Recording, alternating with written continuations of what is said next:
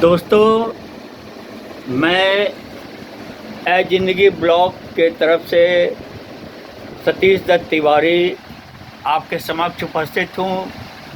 सर्वप्रथम मैं छात्रों के लिए महाभारत की एक घटना का संक्षिप्त में वर्णन करना चाहूँगा।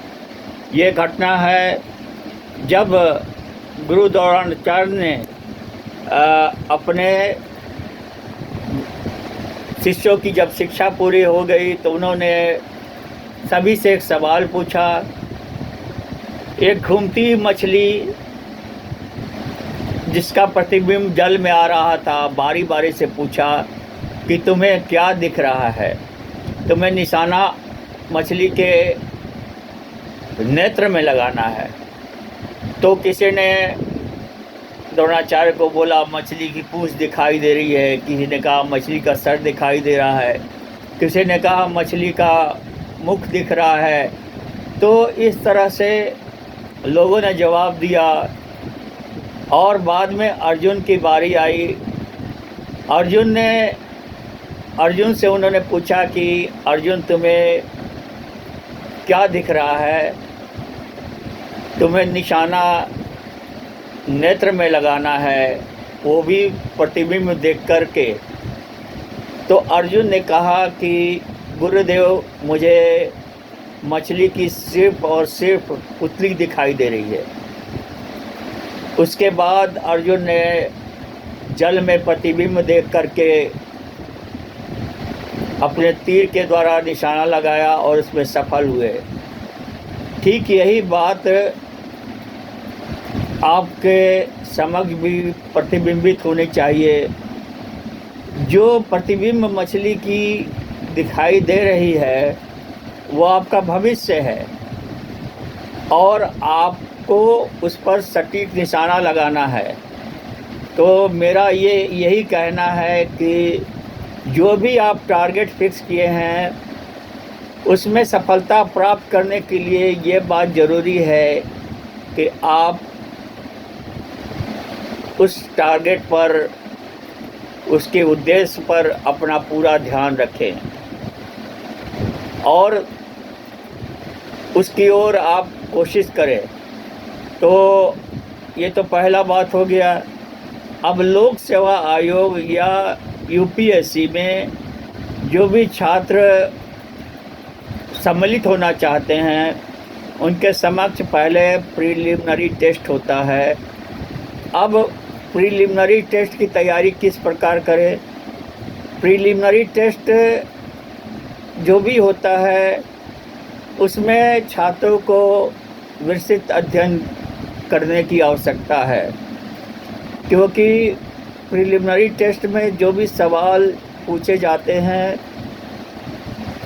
वो ऑब्जेक्टिव होते हैं और उनका जवाब तत्काल देना पड़ता है।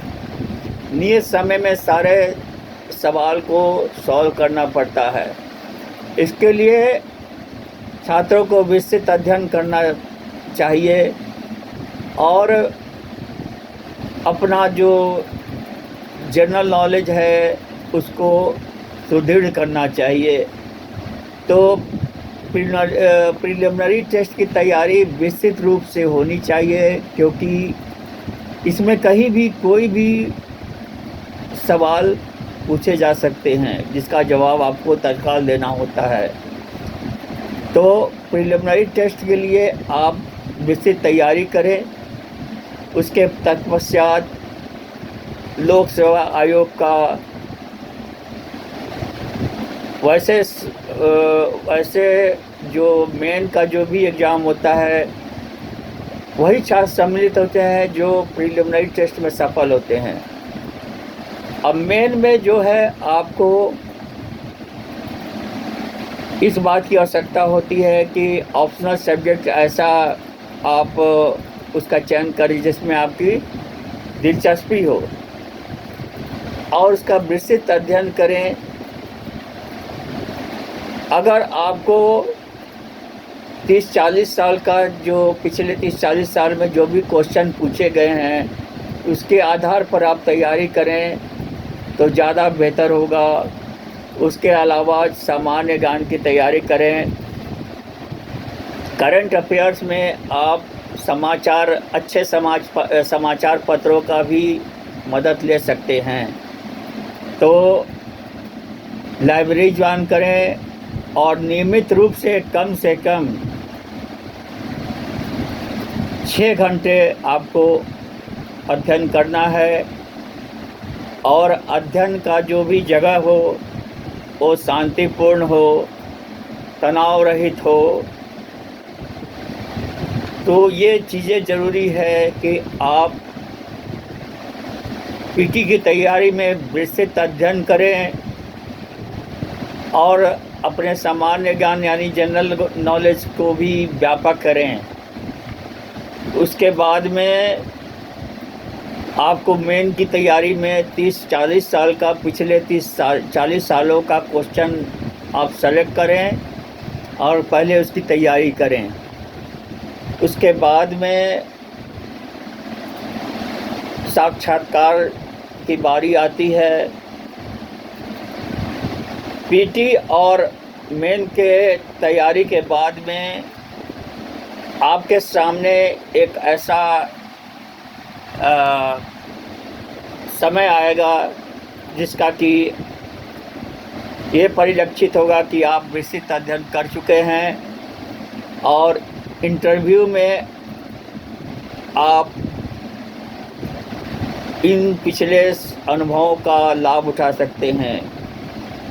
इंटरव्यू में छात्र को पहले सवाल सुनना चाहिए और शांतिपूर्वक उसका जवाब देना चाहिए, तनाव रहित होना चाहिए, क्योंकि इंटरव्यू लेने वाला भी जो व्यक्ति है वो आपके समान इंसान है। तो उसके सवाल को शांतिपूर्वक सुने और शांतिपूर्वक सीमित शब्दों में उसका जवाब दें, ये बात ज़रूरी है। और आप अपना आत्ममंथन करें, क्योंकि आत्मनिरीक्षण करने से भी बहुत फ़ायदा होता है। तो ये कहने का मतलब था, मैं सतीश दत्त तिवारी ज़िंदगी ब्लॉग से आपके सामने उपस्थित हूँ, और मैंने मध्यकालीन इतिहास में पटना विश्वविद्यालय से एमए किया है, और मैंने पीएचडी के लिए भी थीसिस लिखना प्रारंभ किया था। उसके बीच मेरी नौकरी लगी और मैं अपने पीएचडी को अधूरा छोड़ करके नौकरी में आ गया। लेकिन मुझे एक अनुभव हुआ, वो अनुभव आपसे मैं साझा करना चाह रहा हूँ। तो आने वाले भविष्य में ज़िंदगी ब्लॉग से आपको काफ़ी जानकारी मिलेगी, इसका फ़ायदा आप उठा सकते हैं।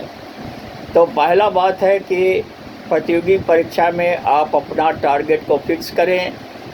दूसरा बात है विस्तृत रूप से तैयारी करें। तीसरा बात है नियमित अध्ययन करें और अपने मन को भटकने न दें। चौथे में जो भी जगह में आप तैयारी कर रहे हैं वो शांतिपूर्ण होना चाहिए, तनाव रहित होना चाहिए, अपने ध्यान को भटकने न दें। और चौथा है कोचिंग सिर्फ आपको एक गाइडलाइन दे सकता है। कोचिंग कभी ये दावा नहीं कर सकता है कि आपको जो भी सफलता मिली है वो कोचिंग के चलते मिली है, और सरकार भी इस बारे में अपने नियम बना रखे हैं। तो मैं इस विषय में एकलव्य जो महाभारत के एक व्यापक भूमिका में थे, उन्होंने बिना किसी गुरु के आगे चल करके अपने मेहनत से उन्होंने एक सफल धनुर्धारी बन करके सफलता हासिल की। तो आप स्व अध्ययन करके भी आप सफल हो सकते हैं, इसमें कोई दो राय नहीं है। तो मैं सतीश दत्त तिवारी ज़िंदगी ब्लॉग से आपके सामने उपस्थित हूँ, अपने अनुभव को साझा कर रहा हूँ, और आने वाले समय में मैं आपके सामने उपस्थित हूँगा।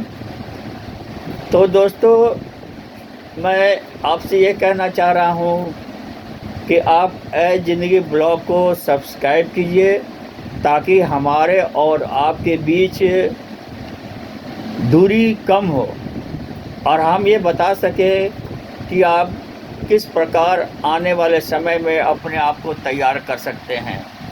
धन्यवाद।